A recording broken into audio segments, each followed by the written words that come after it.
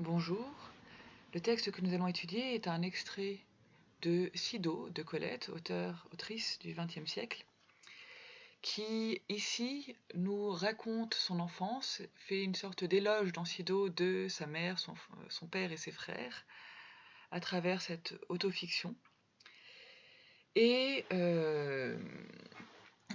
en particulier, dans le texte que nous allons à présent étudier, nous assistons à l'évocation, à la remémoration d'un souvenir, celui d'une promenade à l'aube. Je ne vais pas lire le texte car je ne l'ai pas sous les yeux, nous allons directement passer à la problématique, et nous allons donc nous demander comment cette remémoration d'un souvenir d'enfance souligne un rapport privilégié à la nature. Pour cela, nous allons suivre les mouvements du texte, avec tout d'abord une évocation sensorielle de l'été, allant du début jusqu'à presque sans nuit, puis nous centrons sur l'expédition à l'aube, qui est une expédition qui apparaît comme particulièrement aimée, chérie de la narratrice. Et cette expédition à l'aube va enfin être l'occasion d'une nouvelle naissance à la fois de la nature et de la petite fille. Et donc, le début du texte qui se distingue de ce qui précédait dans l'œuvre. Juste avant, nous avions l'hiver, le temps froid, les tempêtes, nous fait rentrer directement dans l'été. La saison se caractérise ici par la chaleur, par la lumière jaune, qui semble s'étendre sur l'ensemble du jardin en dehors d'une corne de terre ou d'un bosquet de laurier-cerise dominé par un ginkgo biloba. Donc en dehors d'un espace qui a l'ombre d'un ginkgo biloba, mais dont la couleur en automne jaune peut déjà annoncer en fait le jaune qui arrivera ensuite, nous avons un jardin dont la couleur jaune évoque la sensation qui est la chaleur. Chaud jardin qui se nourrit d'une lumière jaune. Juste avant, nous avions aussi une petite anecdote. Je donnais ces feuilles en forme de raie à mes camarades d'école qui les séchaient entre les pages de l'Atlas. Cette anecdote qui arrive de façon un peu abrupte au milieu de cette description que nous constaterons assez onirique.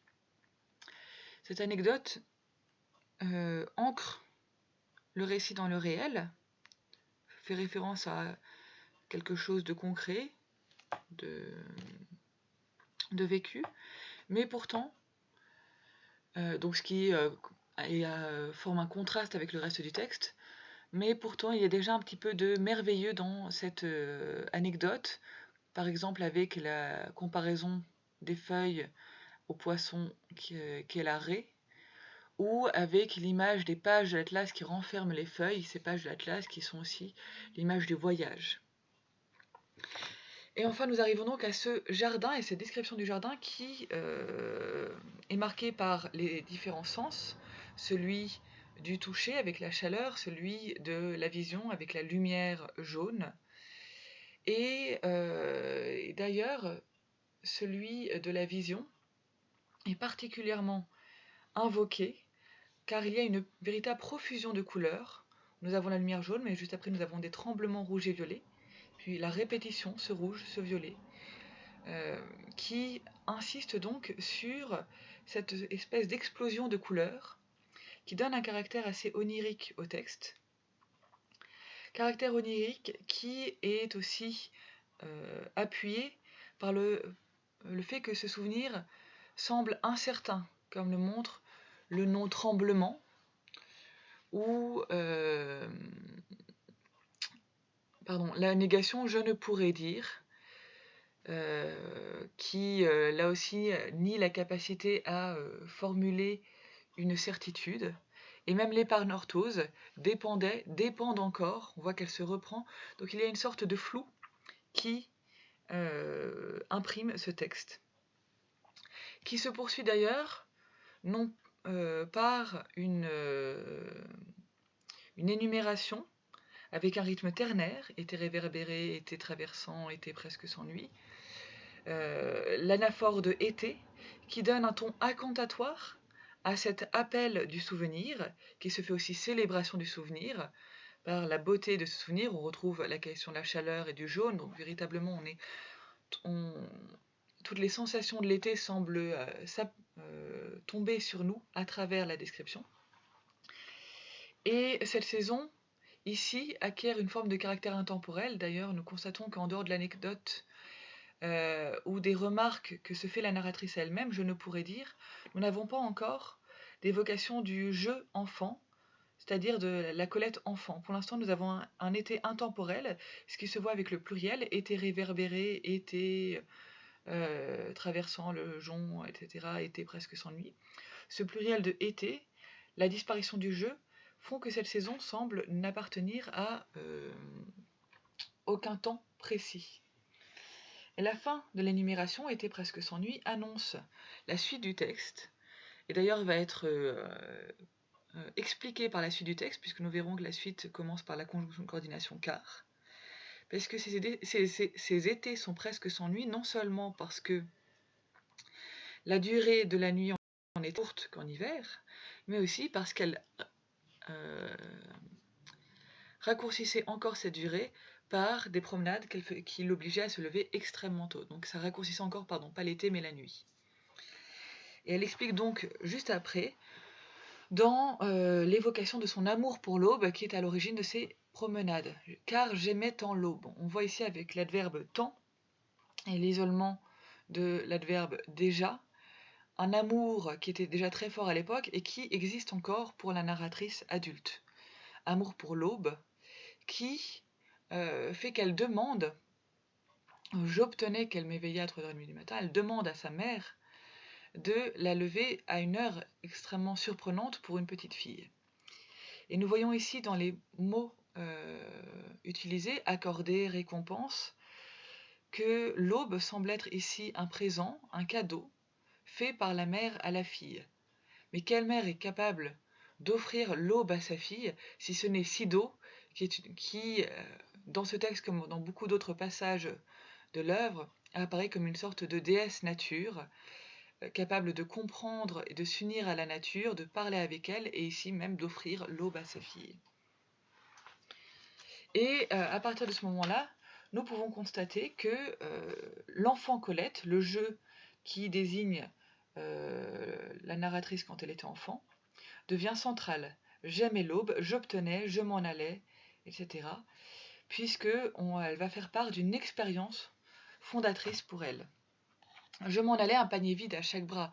Nous constatons que la petite fille part recevoir véritablement l'aube, comme le montre l'image du panier vide, qui peut à la fois suggérer l'expédition et le fait qu'elle aille cueillir les fraises, les cassis et les groseilles évoquées plus bas, mais aussi évoque l'idée qu'elle va recevoir quelque chose. Et ce qu'elle va recevoir, c'est justement l'aube, et c'est même plus que l'aube. C'est un moment de grâce qu'elle va connaître avec la nature, comme nous allons le voir bientôt.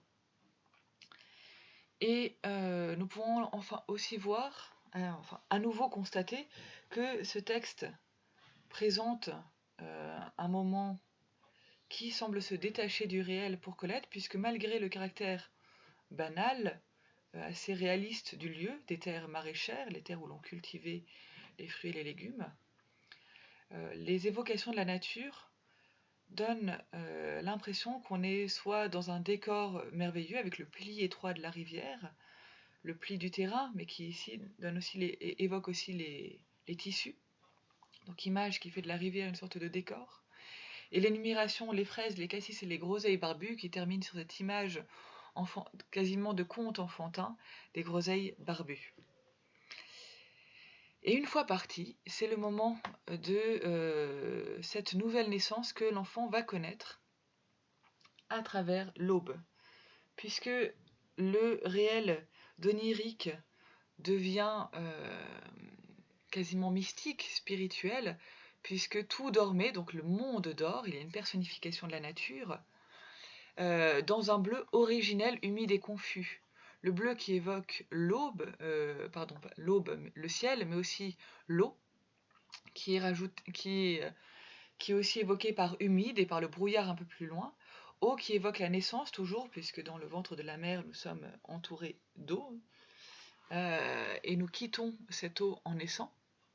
Donc, on est quasiment ici dans le moment qui précède la naissance, avec ce bleu en plus qui est originel, donc un bleu des origines, des premiers temps.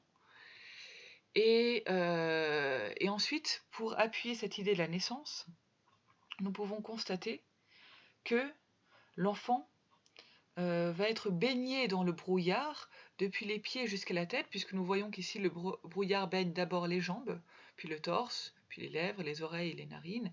Donc nous constatons qu'il monte petit à petit pour envelopper complètement l'enfant, ce qui donne l'image d'un baptême ou d'une sorte de nouvelle naissance. L'enfant est plongé dans l'eau pour ensuite renaître en même temps que la nature. Et nous pouvons aussi souligner que cette immersion dans le brouillard est extrêmement invoque tous les sens chez l'enfant, qui s'unit encore plus à la nature. Et là, si elle va naître à ce moment-là, si elle s'apprête à naître, là, elle est baignée pour renaître, c'est qu'elle renaît en même temps que la nature. Et cette union avec la nature se voit déjà dans le fait qu'elle ressent la nature par tous ses sens, puisqu'on voit dans l'énumération qu'il y a à la fois le sens tactile, qui est évoqué par baigner, par les jambes, etc. Mais nous avons aussi le goût, évoqué par les lèvres, l'ouïe par les oreilles, l'odorat par les narines, et avant nous avions aussi la vue avec le bleu. Donc ici véritablement union, mais qui donne l'impression que l'enfant est immergé dans le sein de la nature quasiment pour naître en même temps que l'aube. Et ce qu'elle va nous présenter est un moment privilégié qu'elle seule connaît, comme on nous montre l'insistance sur l'adjectif seul. J'allais seul. Ce pays malpensant était sans danger. La première personne du singulier, l'adjectif seul, insiste sur cet isolement et le fait qu'elle soit privilégiée dans cette expérience. Et finalement, nous avons une série de phrases clivées.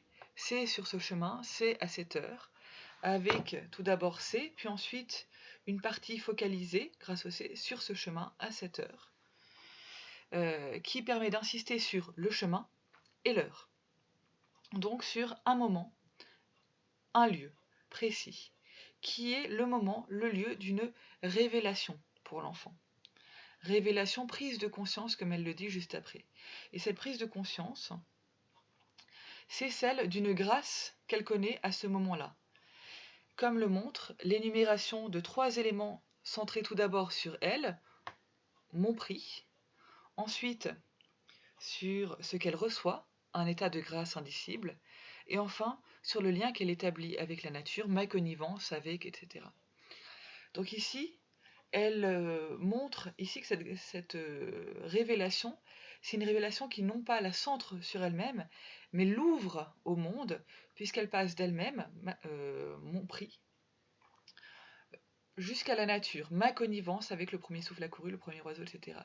Donc c'est une ouverture de l'enfant au monde qu'elle accueille.